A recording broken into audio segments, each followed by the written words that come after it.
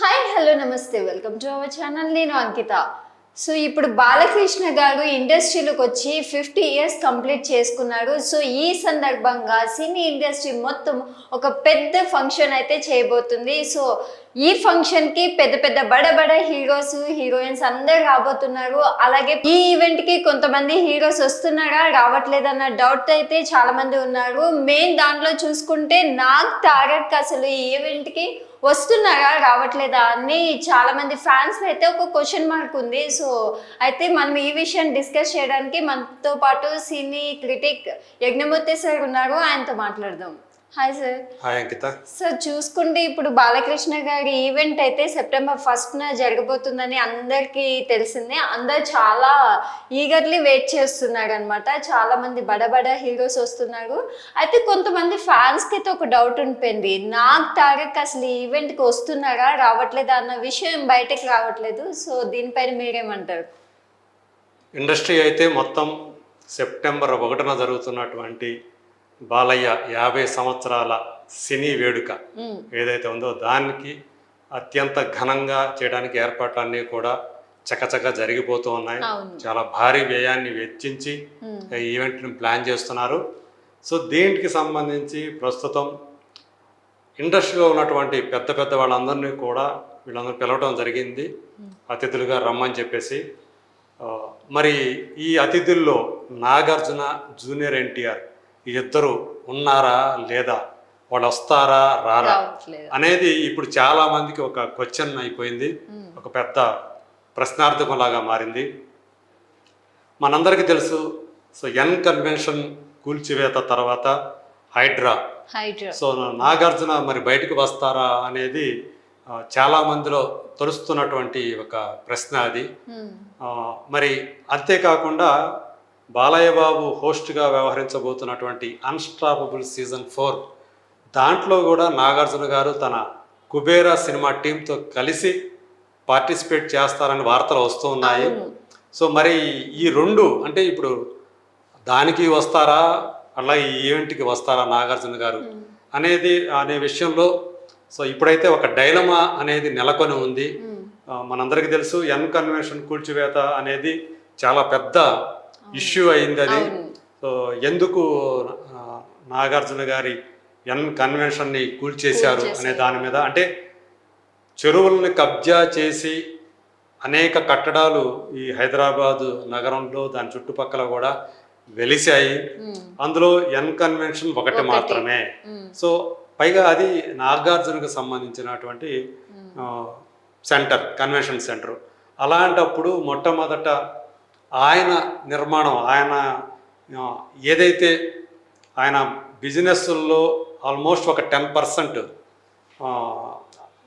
Participation ఉందో ఎన్ కన్వెన్షన్కి, దాన్ని target చేసుకొని హైడ్రా అధికారులు అలాగే ముఖ్యమంత్రి రేవంత్ రెడ్డి ఎందుకు కూల్చేశారు అనేది చాలామంది చాలా రకాల థీరీలు చెప్తున్నారు. సో అందులో నేనైతే ఒక్క ఇంచు కూడా, ఒక్క సెంటు కూడా నేను ఫుల్ ట్యాంక్ లెవెల్ని ఆక్యుపై చేయలేదు. అంతా కూడా పట్టా ల్యాండ్లోనే నేను నా ఎన్ కన్వెన్షన్ సెంటర్ని నిర్మించాను, ఆ భవనాన్ని నిర్మించాను, అందులో ఉన్నటువంటి నిర్మాణాలు ఏవైతే అవన్నీ అని చెప్పి నాగార్జున గారు వివరణ ఇవ్వటం జరిగింది. సో ఆయన స్టే కూడా తెచ్చుకున్నారు ఫర్దర్గా ఎలాంటి డిమాలిషన్లు జరగకుండా. బట్ ఈ లోపలే జరగాల్సిన నష్టం జరిగిపోయింది. సో ఆయన స్టే తెచ్చుకునే లోపలే హైడ్రా అధికారులు అక్కడ ఏదైతే 3 ఎకరాల స్థలంలో కట్టారని వాళ్ళు ఏదైతే ఆరోపణ చేస్తున్నారో ఆ 3 ఎకరాల స్థలంలో ఉన్నటువంటి నిర్మాణాలను వాళ్ళు కూల్చేశారు బుల్డోజర్లతోటి. సో ఇప్పుడు మరి నాగార్జున గారు ఏం చేయబోతున్నారు ఇలాంటి ఒక క్లిష్ట స్థితిలో? సో ఆయన ఈ ఈవెంట్కి, బాలయ్య ఈవెంట్కి వస్తారా అనేది ఒక క్వశ్చన్ మార్క్ ఉంది. బట్ ఇదే సమయంలో ఆయన బిగ్ బాస్ సీజన్ కూడా, కొత్త సీజన్ కూడా 8th సీజన్ కూడా స్టార్ట్ చేయాల్సి ఉంది. మరి ఇప్పుడు ఉన్న ఆయన ఒక రకమైనటువంటి పెయిన్ ఫీల్ అవుతున్నారు. ఒక ప్రెస్టీజియస్ థింగ్ని ఆయన ఒకటి కోల్పోయారు. సో ఆయన దాంట్లో ఒక ప్రాపర్టీని కోల్పోయారు. సో అలాంటి సిచ్యువేషన్లో ఆయన వస్తారా రారా అనేది క్లారిటీ రావాల్సి ఉంది. ఆయన సైడ్ నుంచి ఇంకా మనకు సమాచారం అందలేదు. ఇంకొక వైపు చూసుకుంటే తారక్, సో తారక్ కూడా ఆయన కూడా ఆల్రెడీ పిలిచారు. ఈ కార్యక్రమానికి రమ్మని చెప్పేసి సో మామూలుగా పిలిచినప్పుడు ఎవరైనా సరే వస్తామని చెప్తారు కాబట్టి ఆయన కూడా వస్తామని చెప్పేసి అన్నారు. ఓకే. కానీ వస్తారా రారా అనే సందేహాలు మాత్రం అందరిలోనూ ఉన్నాయి. సరే, ఎందుకు ఈ డౌట్ అంటారు?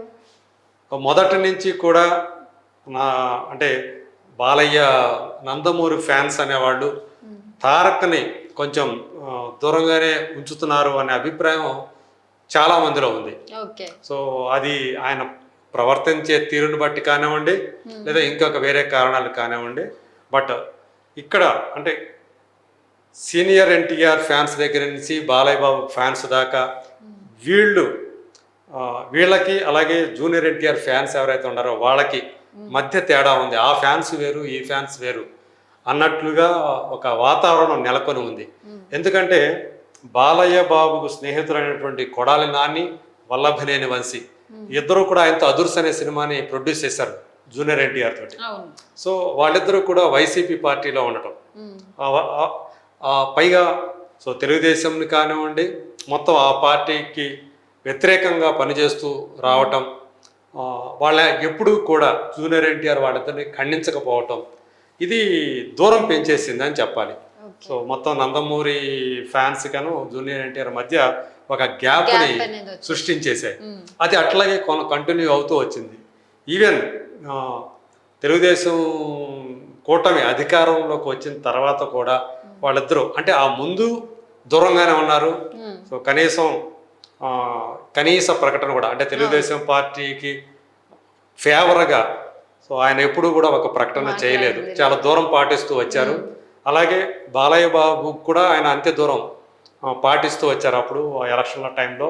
సో గెలిచిన తర్వాత కూడా తెలుగుదేశం కూటమి గెలిచిన తర్వాత కూడా చాలా ఆలస్యంగా మిగతా వాళ్ళందరూ కూడా స్పందించిన తర్వాత 2-3 రోజుల తర్వాత ఆయన ఏదో ఒక కంటి తుడుపు అన్నట్టుగా నామకే వాస్తేలాగా ఒక అభినందనలు మాత్రం తన ట్విట్టర్ ద్వారా తెలియజేశారు.